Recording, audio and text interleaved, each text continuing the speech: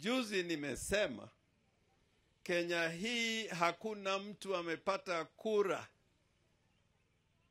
katika zile uchaguzi za rais wa Kenya. Hakuna mtu amewahi kupata kura kama Raila Amolo Odinga toka mwaka wa 2007. Kila mwaka kila rudi anapata kura, na wengine wanaleta uwizi na ukarabati na porojo. Hata wewe umepata hayo. Sasa Raila hajawahi kuwa rais kwa sababu ya kura ambayo inapigwa kwa njia ambayo haifai, na kule kotini pia kuna ukarabati ambao watu wanafanya kule kotini. Sasa juzi nimesema lazima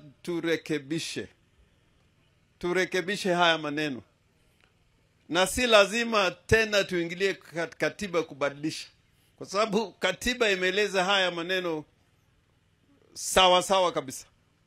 Kuna wengine wanataka tuingilie katika katiba tubadilishe nini. Katiba ni nzuri, lakini tuna tabia za uwizi na utepali ambao inaleta shida katika Kenya. Kwa hivyo msitosheke ya kwamba mmoja wenu amekuwa governor. Msitosheke ya kwamba mmoja wenu amekuwa PS. Msitosheke ya kwamba mmoja wenu amekuwa waziri. Si hata mimi nimekuwa waziri. Huko si alikuwa waziri. Na kama ni naibu ya rais, si Raila Amolo Odinga, Jaramogi Oginga Odinga alikuwa the first president of the Republic of Kenya. Na Raila Amolo Odinga akakawa prime minister wa pili. Ili tufaulu, na sisi kama jamii wa kutoka Nyanza, sisi tunajua siasa zaidi.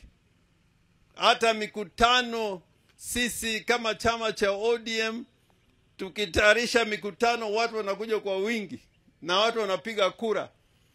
Sasa ni lazima tufanye utaratibu. Kama pengine Raila atakosa, ama pengine Oduro Dongo anaweza kuwa taka rais akikosa, lakini isiwe ya kwamba wajukuu wetu pia wanakosa kwa sababu ya tabia mbaya. Lazima turekebishe. Lazima Kenya iwe demokrasia kama nchi zingine ambao kuna demokrasia. Na kuna nchi hapa Afrika kama Botswana wanafanya uchaguzi bila matatizo. Kuna nchi kama Mauritius wanafanya uchaguzi bila matatizo. Kuna nchi kadhaa katika Afrika ambao wamekomaa kwa mambo ya demokrasia. Kenya na hii katiba ya 2010, karibu miaka 25, lazima sisi pia tukomaa, tuwe na demokrasia ambayo inafaa, na tuwe na viongozi ambao wasiwe miungu. The truth shall make you free. Yes. And we must have a leadership countrywide and continentally that believes in the law, the constitution, and the truth.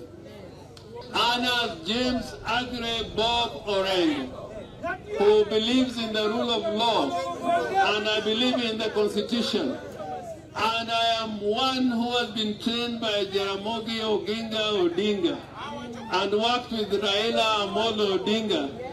I am one of the few people who saw Tom Mboya in action. I didn't just hear stories. I am one who sat at the same table as a young man with Agu Nkodeg, the first lawyer in the Republic of Kenya.